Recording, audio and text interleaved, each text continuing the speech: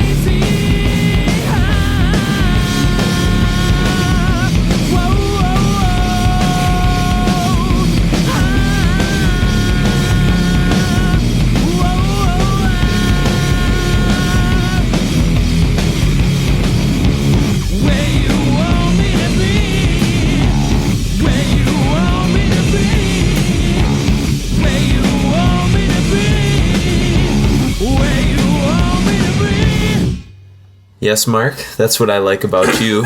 You're always on time as well, that's my right. friend. That was Tangy Zizzle. Sound like John McCain there for a second. Yeah. My friends. You know what? It's cool. We don't ever have to talk about John McCain ever again. That's true. He'll fade away into history. But obviously, if those of you who are akin to the stoner rock genre will recognize the cool, smooth stoner sounds of Kyuss. And Tangy Zizzles from the last full length that they do before they broke up, called "And the Circus Leaves Town." So this is our first foray into. Who are we? Oh, we're the Requiem Metal Podcast. I thought they knew that because they've already downloaded this. So. Oh, you'd think. Yeah, but yeah, this is the Requiem Metal Podcast. I'm your host, Jason Hundy. And I'm Mark Rudolph. And sorry, I was just so excited about the word zizzle. It just sort of flows off. Yeah, outside of Snoop Dogg, you don't really hear it too often. Yeah, it's so maybe Kyuss should be credited with almost the izzle. Yeah, I think they're sold short in the desert rock genre. Being out in Arizona, but yeah, this is our first foray into I guess the stoner rock genre, if you will. I mean, we've kind of done a little bit with sludge with Keel Hall. Oh, we did Cathedral, but I wouldn't really throw them in the same. They were just inadvertently nobody knew where to put them. So yeah, I think they got kind of pulled into it a little bit. Whereas these guys, were professed users of the controlled substances and hallucinogenics and things, and out in the desert with peyote visions, the whole Burning Man thing. Yeah, exactly. Except they weren't in Nevada, which is I guess a step up. Arizona's a little bit cooler, but. But Kyuss is a band that, of course, is no longer around, and most people who are kind of new to the music scene within the last 5-10 years will probably be familiar with Queens of the Stone Age, which is kind of the most popular kind of direct descendant of Kyuss in the post-Kyuss years, and that's because the guitar player and one of the primary songwriters was Josh Homme or Homme. Yeah. However, he likes to keep it ambiguous. Yeah, we can't quite figure it out. We're kind of trying to check it out, but Kyuss started off in the early 90s, or late 80s, early 90s, and they were called Sons of Kyuss actually for a while, and then they changed their name. And the name comes from a Dungeons and Dragon like villain or something like that, which actually Sons of Kyuss I think is a cooler name, but yeah, Sons of Kyuss kind of neat. I mean, I guess if you knew it was a creature or something like that. Yeah. I'm not sure why they dropped their name, but the original lineup was John Garcia, who will be the vocalist throughout the whole tenure of Kyuss, and Josh Homme on guitar. And then the original bassist was Nick Olivieri, who was one of the, he's also a member of the Dwarves. Mm-hmm. And then he went on and was a founding member with Josh Homme. He was on the first 3 Queens records, I believe. Until I think he got kicked out for something. Controlled substances, probably. Probably. he's a professed, party fan of some party drugs, I guess.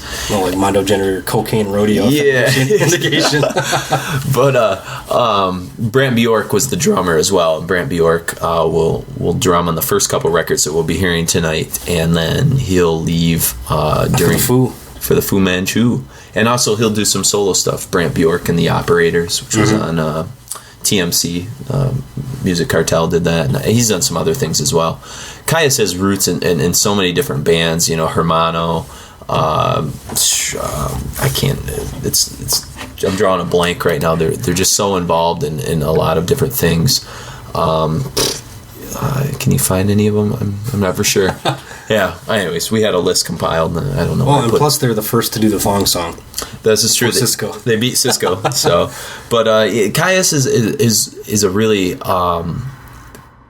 very visionary band. A lot of people would say that they were very much ahead of their time, and they got some recognition, but they were essentially a cult band, and I think that's what was sort of frustrating to them, was that they just could never kind of grab on and glob that appeal. I remember hearing about them all, like Metallica. I mean, they toured with Metallica on the Black record, and they talked about them all. I remember like reading interviews with them. They're like, Kyuss is the greatest thing ever. Like the best band in America right now. But yet I never heard it anywhere on the radio, or apparently you heard it on the radio. I mean, I heard 1 Inch Man a couple times, and every so often I think the only Kyuss song I heard prior to that was Gardenia, and I don't know where. I think I may have seen a video. I think there was actually like an MTV video, and again, this might be overstepping my memory, but Beavis and Butthead may have actually seen it, and it may have been on a Beavis and Butthead episode, which is I mean, it's such a strange place. I mean, that's where I discovered Frank Black's solo stuff and Babes in Toyland, and I mean, Beavis and Butthead single-handedly like put White Zombie on the map. So go figure. That's where my access happened. But I think at the time, though, in the early '90s, when this stuff was getting big, my friend and person you've heard on the podcast a couple times is Grindcore Coon.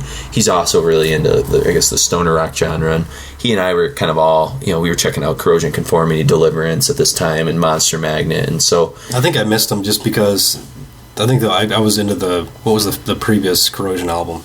Blind. That was the first and last.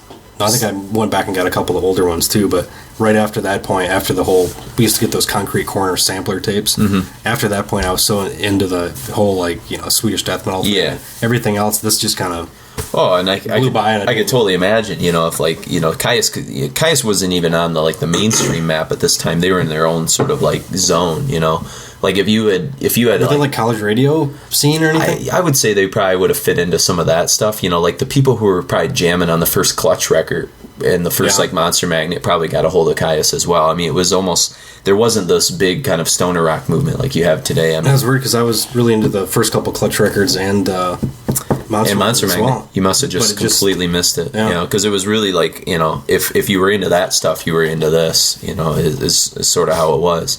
But Kyuss is really kind of given credit, I guess, for launching the whole kind of foundational aspects of the stoner rock scene, right down to the heavy bass, the sort of the way that the vocals were sung, and just some of the freeform 70s kind of drumming, because they owe more to Trouble than I think they do to the Black Sabbath. Yeah, in a lot of ways. I mean, they'll hook onto some Into the Void kind of riffs. We'll hear that later with a tune like Spaceship Landing, but or Saint Vitus even. Sure, a little bit post Sabbath. And they were really kind of inspired by punk rock as well. Like Josh Homme, a lot of his songwriting sensibilities was coming out or changed his life. Yeah, the direction of his musical career. Slayer. there, but I think he was listening to like a lot of SST stuff at the time as well. I'm sure Black Flag and a lot of those type of bands were really influential. And I mean, the sort of strange drumming style that like Brant Bjork would like bring into it. He was bringing like this sort of bombastic, like almost like a John Bonham kind of like rock god kind of thing into it. And then later, they'll get Scott Reeder on bass on Sky Valley after Nick Olivieri leaves. The first of many bands that Nick Olivieri will leave. And some of the bass noodling stuff is so busy. It's almost like this mixture of like prog rock with the Melvins, with like a Slayer sensibility at times, but also with this completely unique. They're just really strange. Like on Sky Valley, there's aspects of some of those songs that sound like King Crimson almost, like just the how they're playing with modular things and time signatures and Bjork brings that. I mean, it's almost like the quintessential stoner beat, where instead of playing on the hi-hats, you're playing on the crash, where it just blows everything out. Yeah, and I mean, he really once he leaves Kyuss, like he'll kick the crap out of that on the Fu Manchu record. It escapes me right now. We'll cover it's the two race cars and the woman with the flags in the middle. Something Go, isn't it? I can't even remember. It's a great record. But anyways, like that one just has like Ride City all over the place. But I mean, Kyuss changed the whole genre in the whole scene in a way when they put Daredevil, isn't it? Yeah, Daredevil was the name of that record. Oh no, In Search of. Yep. Okay. Daredevil had the little dune buggy. That's right. Kind of flying over the sand and stuff. But In Search of was just such a monumentally heavy record for Fu Manchu, but that's for another conversation. But Kyuss's development, they started off like very heavy and loose in a way.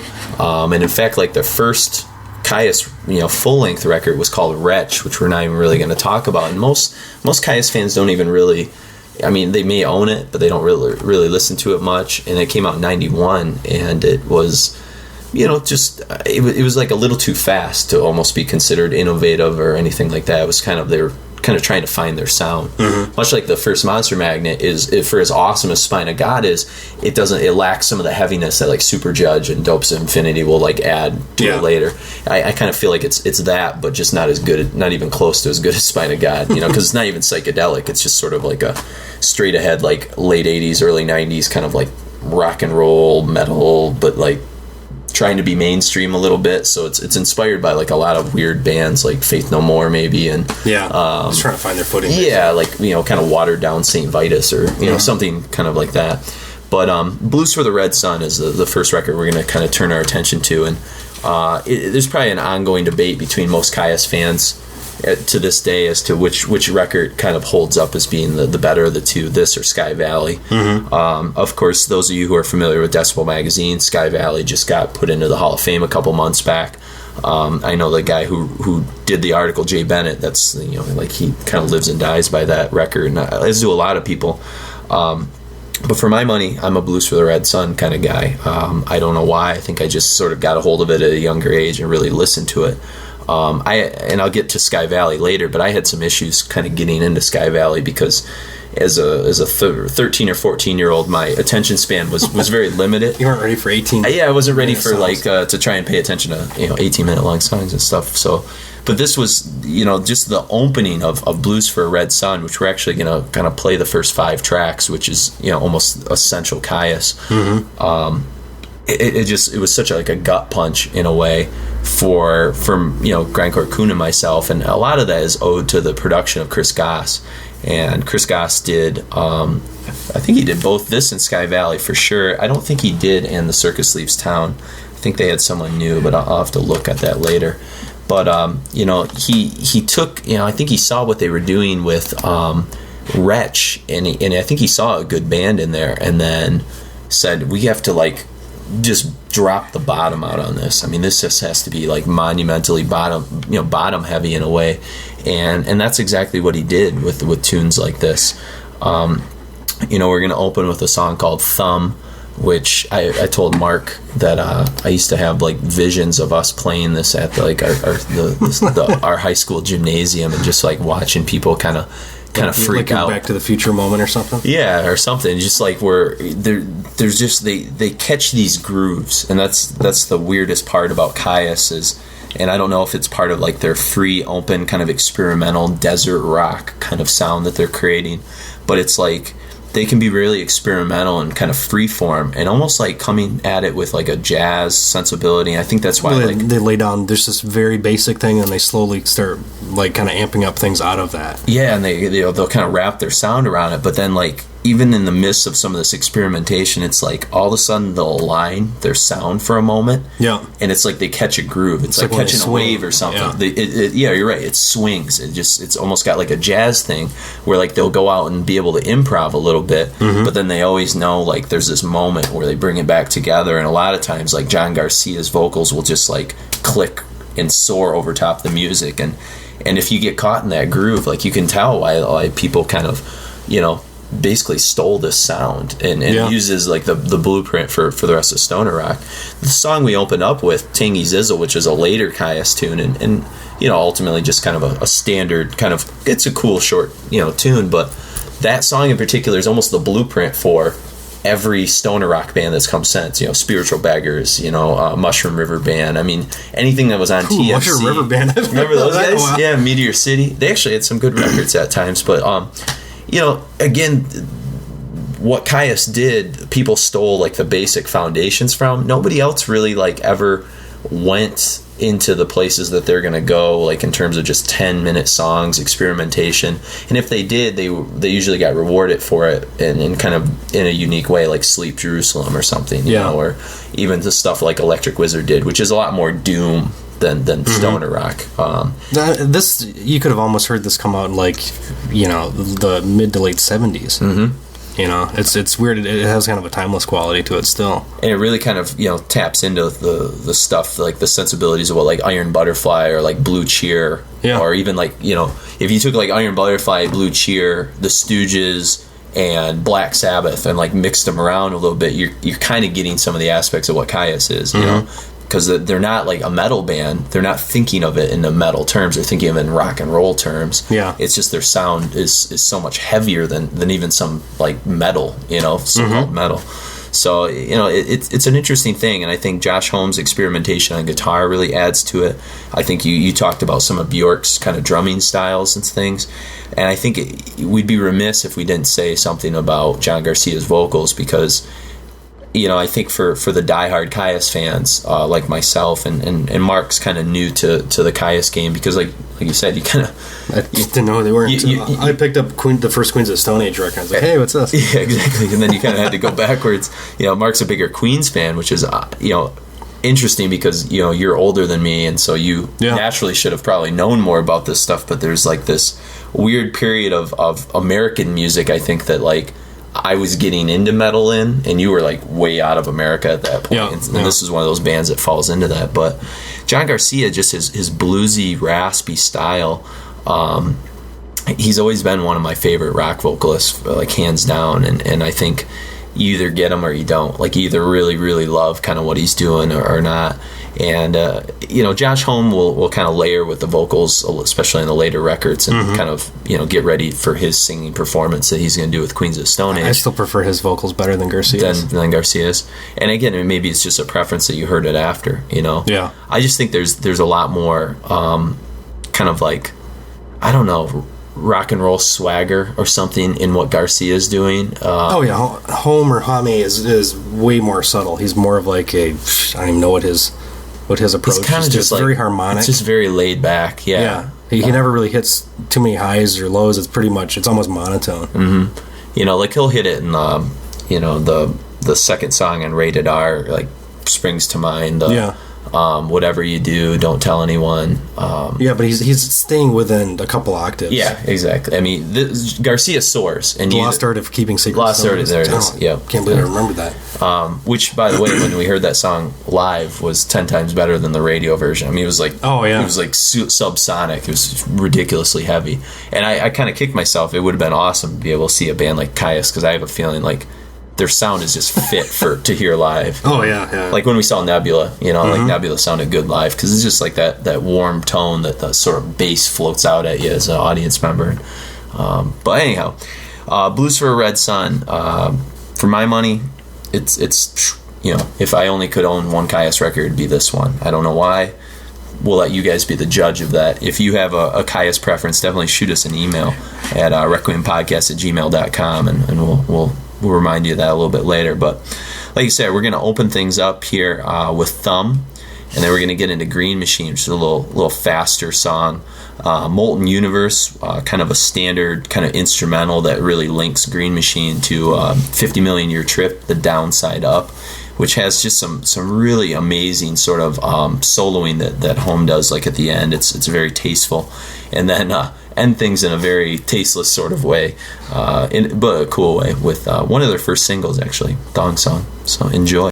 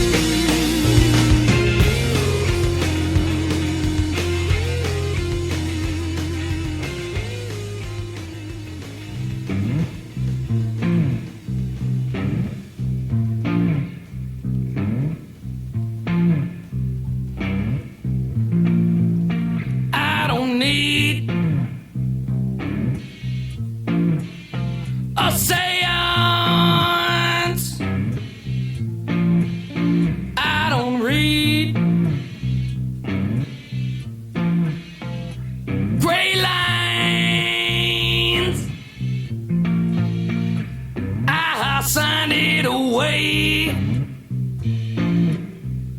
Way long. I hate slow songs. Oh yeah.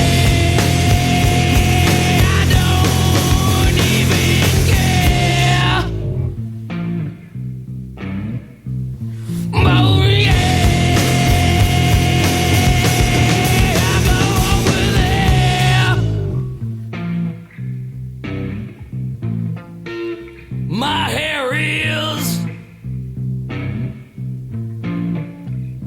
real long.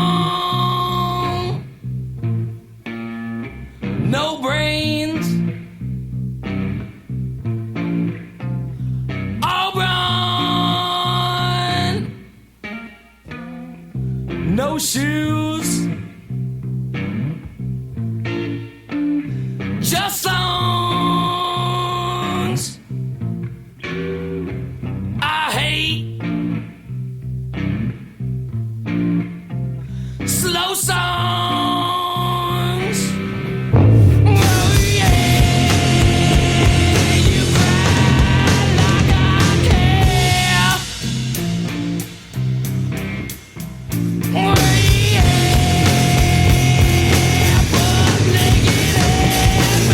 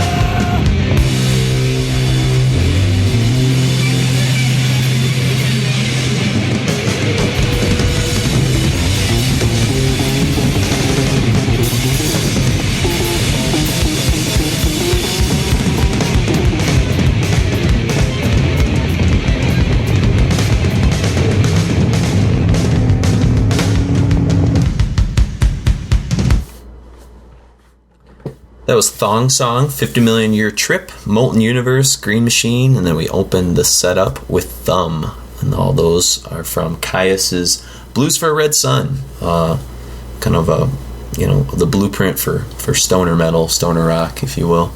Now, kind of going back to this stuff for you, I mean, what... Listening to it now in the context of like this is the early 90s and you've heard Queens of Stone Age, you've obviously seen the whole stoner rock movement kind of play itself out in many ways. Yeah. Like, how do you fit into this stuff? I mean, obviously you said you preferred, Josh's vocals to Garcia's. But musically, really this stuff holds up incredibly well. And even vocally, going back and listening to it now again, he's not my favorite vocalist by any stretch, but he fits with the music of the time, but he was a weird combination that I don't think anybody was really necessarily ready for. Yeah, they were definitely ahead of their time, and that's part of the problem. I think that nobody really appreciated them. Right at the whole alternative boom, and the kind of the close to the demise of the alternative era. So they don't have a home there. They don't have a home with metal. They don't necessarily have a home with just the standard rock. So I mean they're just kind of an anomaly. Yeah, they're too heavy for normal rock.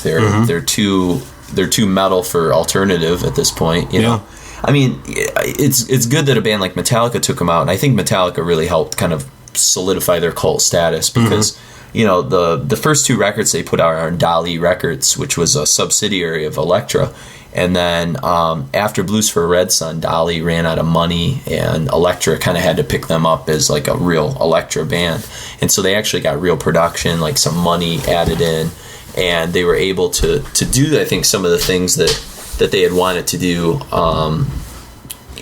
production wise on the other records, or the records before this. And so Welcome to Sky Valley for a lot of people is like, it's taking all the really workable elements of Blues for a Red Sun and giving it like the full scale production, the full scale marketing, the full scale advertising, all these things. I mean, it's slick. They actually got a video out for I think Gardenia. They got a single out for Demon Cleaner on it. I mean, it got some mainstream attention because of that. Like I said, I heard some of the stuff on the radio, and that's what first sort of drew me to Kyuss. But yeah, in terms of where to fit these guys, they really were a band without a home. I throw them right in the same mix of like your Only Living Witness and the Quicksands and some of these other bands of like the early 90s that if you weren't part of like a genre, you were in trouble, because I really feel like by about the late 90s or so, by about like the late 90s, I feel like genres altogether have like sort of lost their meaning.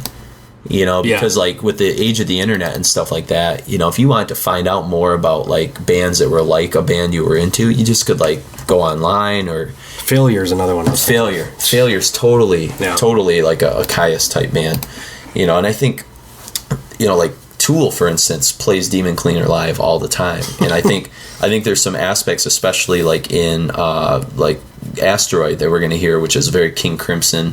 Tool's almost a band that could be put in that category, except for somehow they became their own genre. Yeah, I think that was part of like the fact of the success of the visual elements they were able to do with like the video for Sober. I mean, that really like hooked them.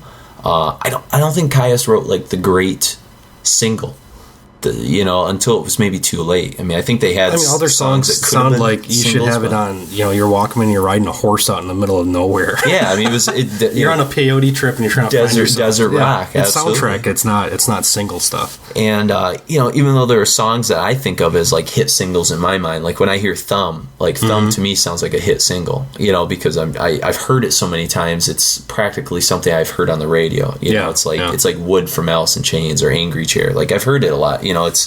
But it never really was a single. But anyhow, Welcome to Sky Valley. You can read about this, like I said, in Decibel, and it's a good read. And I think the reason why this makes for a better Hall of Fame record, I think in some ways, has to do with drama and the tension that was sort of created. These guys. At this guys, point, is this where Bjork leaves after? Yeah, and Bjork's going to leave. They're going to bring in. Hernandez, I think his last name, Alfredo Hernandez, I think. I can never remember. If you go back, you'll see it. And, Scott Reeder comes in and replaces Nick Olivieri at this time. And, it's Alfredo Hernandez, that's what it is. And I think it's during the Welcome to Sky Valley tour that Bjork leaves. So I think he, records this and then kind of, so there's like a story. There's more of a story to this record, I think, than maybe Blues for a Red Sun. So it made for a better interview and probably more interesting things. And plus, I think Jay Bennett preferred this record, and that's cool.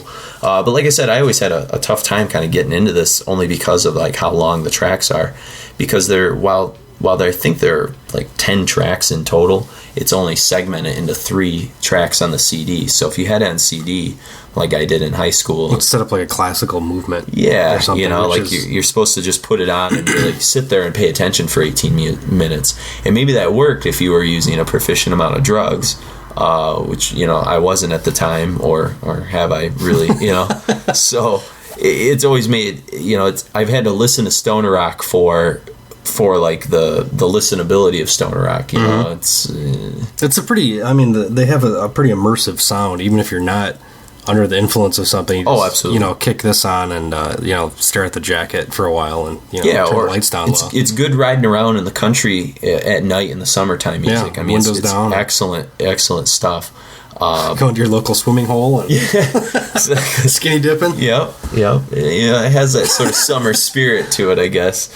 But we're gonna play a couple tunes off of Sky Valley. We're gonna play one that's a continuous track, and it's the opener from the record, and it features Gardenia, which is again the first Kyuss song I heard, and Asteroid, which is a really hip tune. And I know in the interview, I think Josh Homme maybe or Bjork, one of those two guys, compares it to a Wagner song, but I hear it as more of like a Holst, Gustav Holst, Mars Bringer of War, which you said you haven't heard for years, but it has that sort of like build up and kind of just, I don't know, it has a very bombastic kind of sound to it, much like that era of classical music, which was like, heavy. People think of bombastic, Wagner's usually the first one to come to mind. Yeah, and Holst, Mars Bringer of War was the same thing, and King Crimson actually did some really hip covers of it in the late 60s of that particular tune. I really feel like,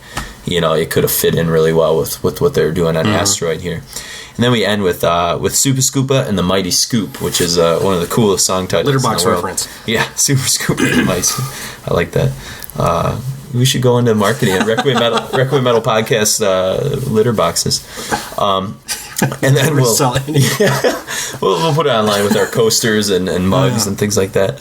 And then we're going to play the single from Demon Cleaner, which was part of Sky Valley, and it was part of a larger sequence of tracks with 100 Degrees and Space Cadet on the original record. And one thing also I should say is at this point and on the next couple records, Kyuss really uses some neat artistic kind of layouts, a lot of really cool photography and stuff like that. It's very sparse. They seem to kind of, the Blues for the Red Suns, it's okay, but it looks like something you would have maybe drawn on the back of your folder in high school or something. But everything else starts to embrace that feeling of the desert and the Southwest, and it's definitely. And other than this really tacky drawing that's in the inside of In the Circus Leaves Town, most of the artistic stuff that they're doing is pretty hip. But I know they did a contest for their greatest hits CD, the Muchos Gracias, for people to send in photographs that would make a good album way to cover. Get it, not have to pay a photographer. There you go. Yeah. See, you could have made your name if you would have known about that. If only you would have known about Kyuss, you could have had the Muchos Gracias best of Kyuss. Exactly. But anyways, so we hope you enjoy this stuff. In particular, pay attention on Super Scoopa, which is the last movement of this first 17-minute track, 17-minute long track. See if you can find where it catches its groove, because it definitely does, and really kind of listen for that. And I think you'll really dig on it. So, all right, enjoy Gardenia, Asteroid, Super Scoopa and the Mighty Scoop, and Demon Cleaner from Sky Valley.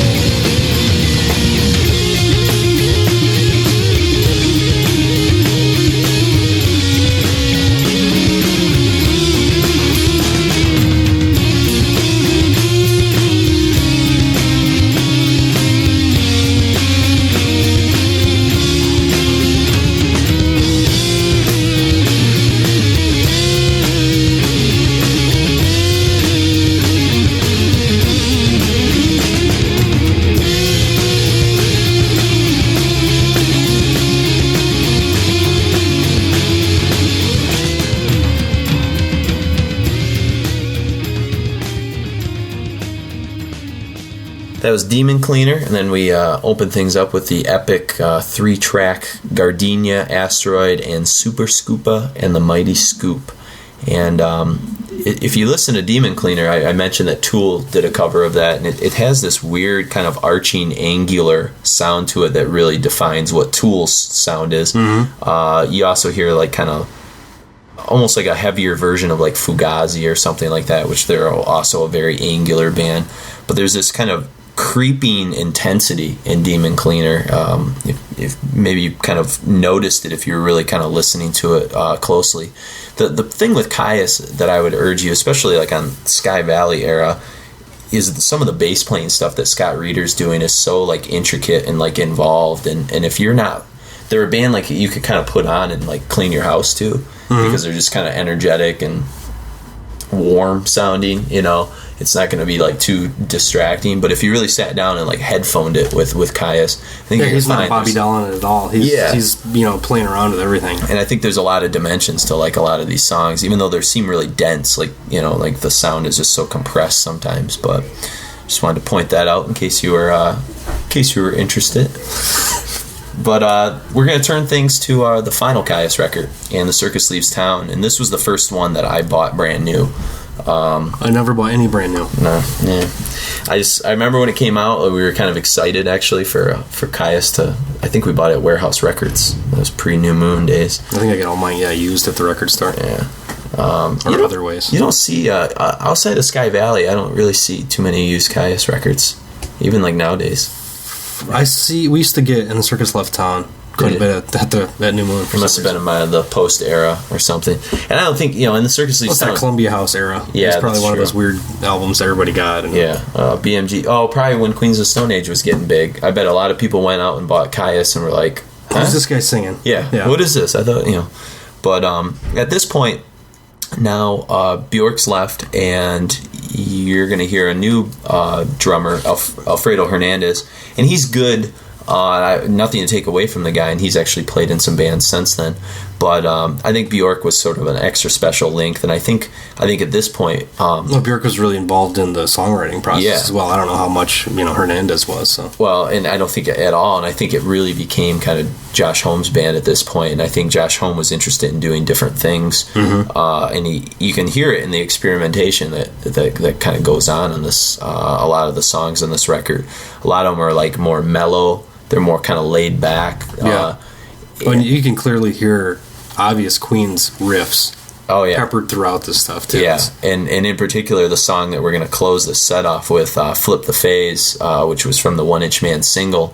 I mean, I put it on to see what you thought. If he would have played the riff out like a couple measures longer, it would have been a Queen song. Yeah, and you can obviously hear that he's sort of spinning some stuff around his head, and in fact, Home, after this record comes out, pretty much kind of disbands Kyuss, or at least leaves the band for a while, and he goes on tour Screaming Trees, and that's where he meets Mark Lanigan, and then Lanigan's going to come in and be a vocalist on Queens, and anyway, so it's sort of like a short but sweet journey when this record actually comes out. They put out a single for One Inch Man, but it doesn't sell very well compared to what Sky Valley. I mean, they don't have the Metallica push. Grunge is kind of like dying by 95. Nirvana's dead.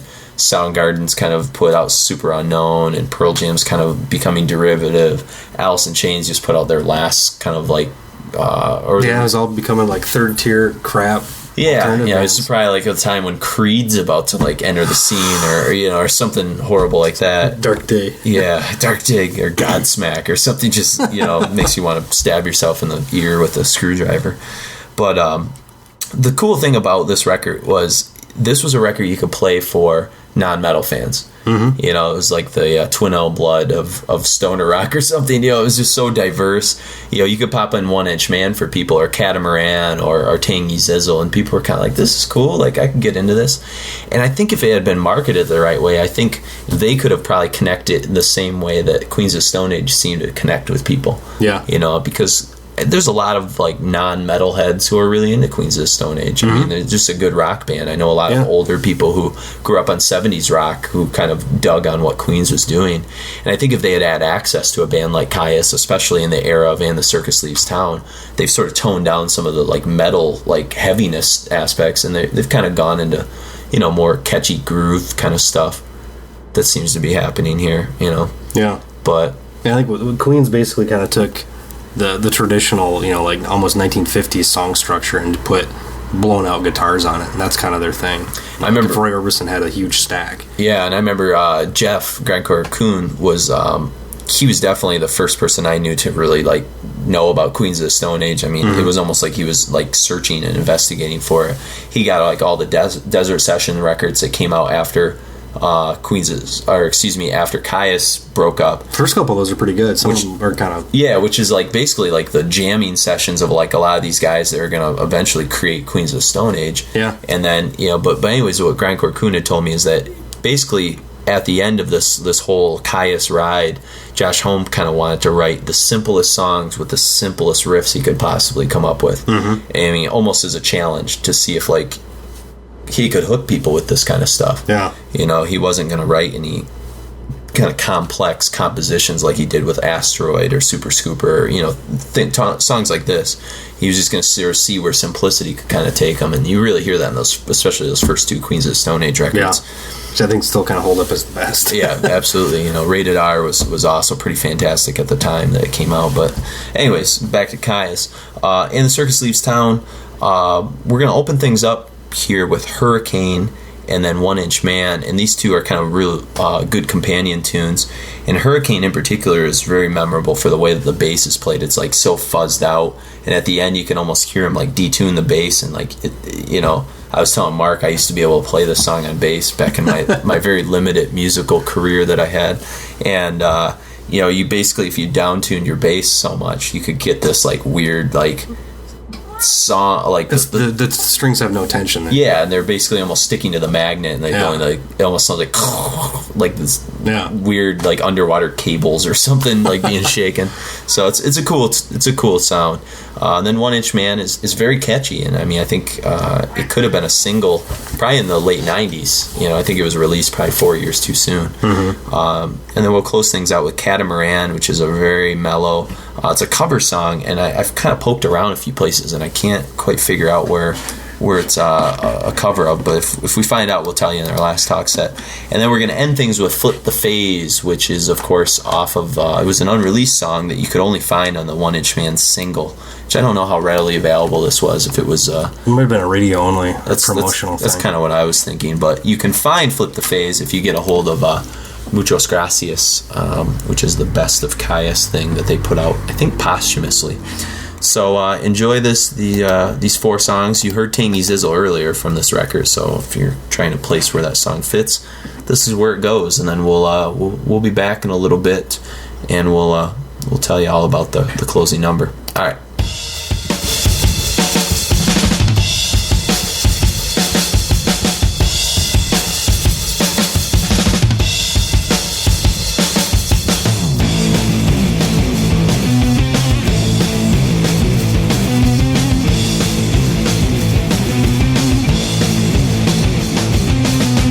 Feel nothing at all.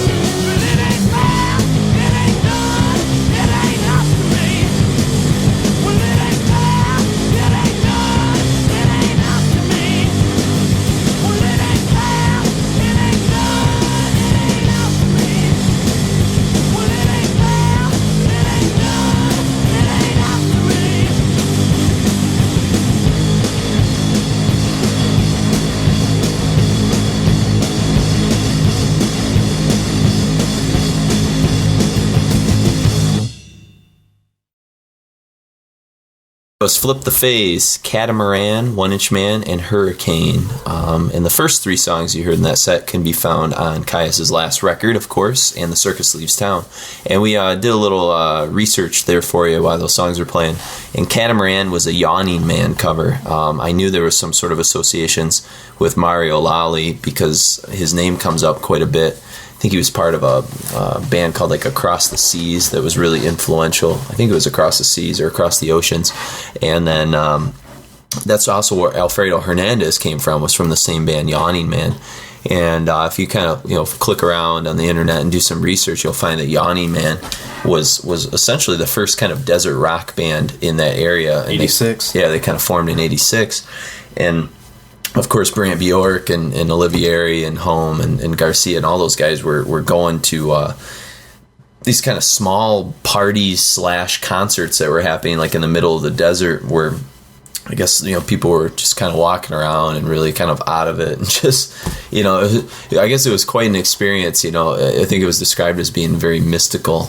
Brant Bjork said one of the greatest, or they're the greatest band I've ever seen. And live, yeah. So it was quite an experience, and I know they went on and formed another band, came out of Yawning Man, which is like Fatso Forgetso or something along those lines, and I think they got signed by SST Records, Greg Ginn's label, and so anyways, it's part of this huge large community that was sort of spawned out of the desert rock Kyuss circle. And we, just to name a few other bands, Unita, Hermano, of course Queens of Stone Age, Fu Manchu. Didn't really form out of Kyuss, but kind of cohese together when Bjork kind of got involved with them. Slow Burn, Mondo Generator, Eagles of Death Metal. So it's quite a little happy nucleus.